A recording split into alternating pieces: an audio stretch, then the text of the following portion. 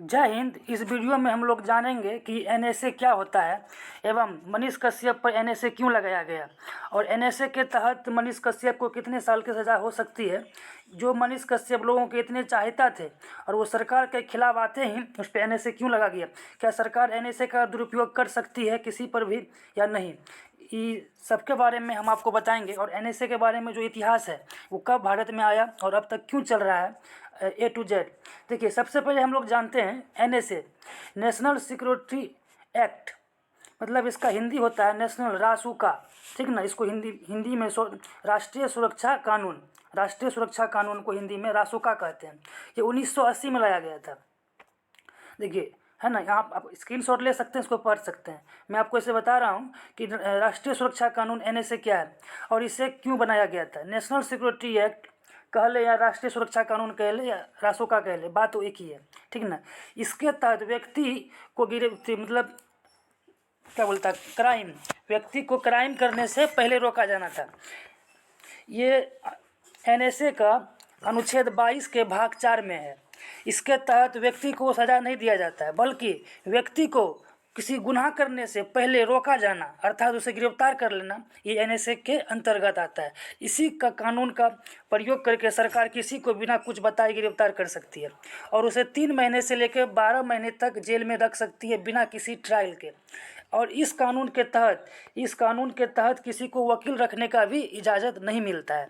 अब यहाँ देख सकते हैं, देखिए, एनएसए कानून में यह बताया ही नहीं गया है कि नेशनल सिक्योरिटी एक्ट क्या है। यह कानून सिर्फ इस बात की जानकारी देता है कि किसी स्थिति में खतरा महसूस होने पर गिरफ्तारी की जा सकती है।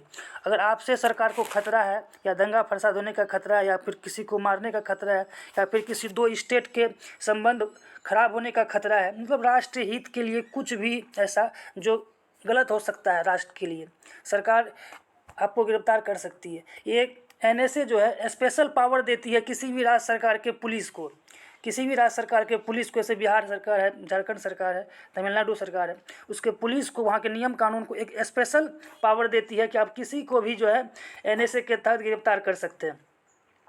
जैसे मनीष कश्यप को देखिए, ये गिरफ्तार हो चुके थे एनएसए के तहत और ये अभी जेल में है। 19 अप्रैल तक इनका अभी कुछ नहीं होगा, 19 अप्रैल के बाद इनका ट्रायल होगा।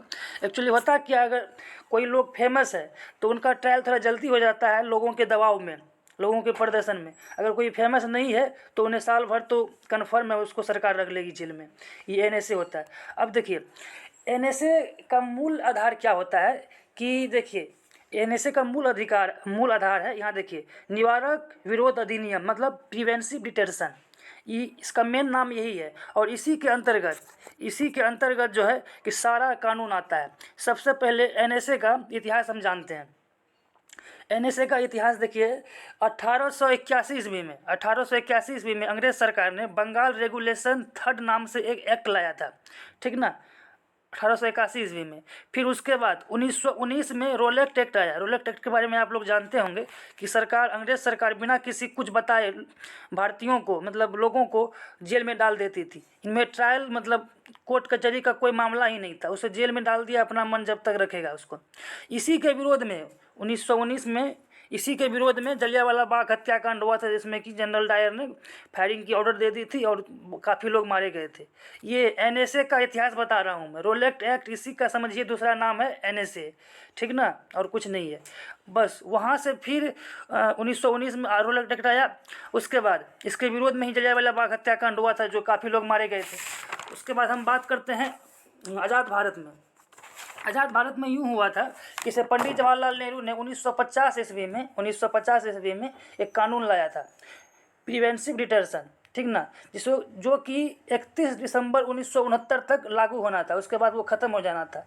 तो उसको जो है कि इंदिरा गांधी ने 1971 में उसे समाप्त कर दिया गया, ठीक ना। उसके बाद इंदिरा गांधी जब इमरजेंसी के दौरान इमरजेंसी लगाई थी, उस समय जो है कि एक कानून लाया मीसा। इंदिरा गांधी उस समय एक कानून लाया था, मीसा कानून लाया था। इसमें मेंटेनेंस इंटरनल सिक्योरिटी एक्ट था। इसके तहत इंदिरा गांधी ने, मतलब इमरजेंसी के दौरान काफ़ी उसका दुरुपयोग हुआ, जिसके बाद जो है कि 1977 में जब जनता पार्टी की सरकार बनी थी तो उस समय ने इस कानून को ख़त्म कर दिया था, क्योंकि इसका दुरुपयोग काफ़ी हो रहा था। इस तरह से आप समझ गए। उसके बाद फिर 1980 में NSA लाया गया। इंदिरा गांधी की सरकार जब फिर बनी दोबारा 1980 में जब इंदिरा गांधी की सरकार फिर बनी दोबारा, तो उसे NSA लाया, जो NSA के तहत मनीष कश्यप को अभी जेल में डाला गया या किसी व्यक्ति को अभी भी चल रहा है। और NSA के तहत किसी का इनकाउंटर भी कर सकती है पुलिस, इतना बात जान लीजिए आप। ये जो NSA होता है इसके तहत किसी का इनकाउंटर भी कर सकती है पुलिस। अब यहाँ हम देख सकते हैं, ये देखिए यहाँ पर आपको मिलेगा NSA नंबर 3 में कि राष्ट्रीय सुरक्षा कानून रासुका, राष्ट्रीय सुरक्षा कानून रासुका है ना। इसे 1980 में लाया गया, इसे 1980 में लाया गया।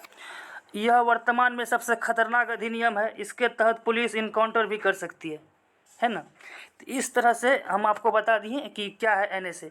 और ये 1980 में लाया गया था जब इंदिरा गांधी सरकार दोबारा फिर बना था, और जो कि अभी तक चल रहा है।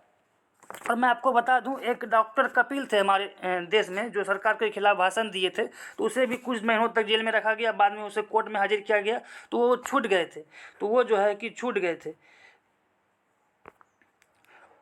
फिर उसके बाद एक दलित एक्टिविटीज़ थे रामचरण जी, उनका भी मतलब इसी के तहत उनको मतलब सरकार के खिलाफ जो भी भाषण देता है सरकार उसका NSA का प्रयोग कर उसे जेल में डालती है। बाद में कोर्ट देखती है कि अगर वो सच में देश के लिए खतरा है तो उसे जेल कर देती है 1 साल की सज़ा या 2 साल की। उसके बाद फिर अगर वो देश के लिए खतरा नहीं है वो इंसान, तो उसे फिर रिहा कर देती है। मनीष कश्यप के साथ ऐसा ही होगा। अगर कोर्ट में उनका जो फेक वीडियो है अगर वो प्रूव हो जाता है कि ये देश के हित के लिए नहीं है, तो फिर वो जो है कि उसकी सज़ा हो सकती है। लेकिन अगर वो प्रूव नहीं हो पाया तो मनीष कश्यप भी रिहा हो सकते हैं। फिलहाल 19 अप्रैल तक ये अभी जेल में रहेंगे, उसके बाद इन पर ट्रायल चलेगा। ये आप लोग समझ गए NSA क्या है। ये आप देख सकते हैं, इसका स्क्रीनशॉट ले सकते हैं, ये बाद में आप पढ़ सकते हैं तो आपको बहुत कुछ मालूम चल जाएगा। ठीक है, जय हिंद, नमस्कार।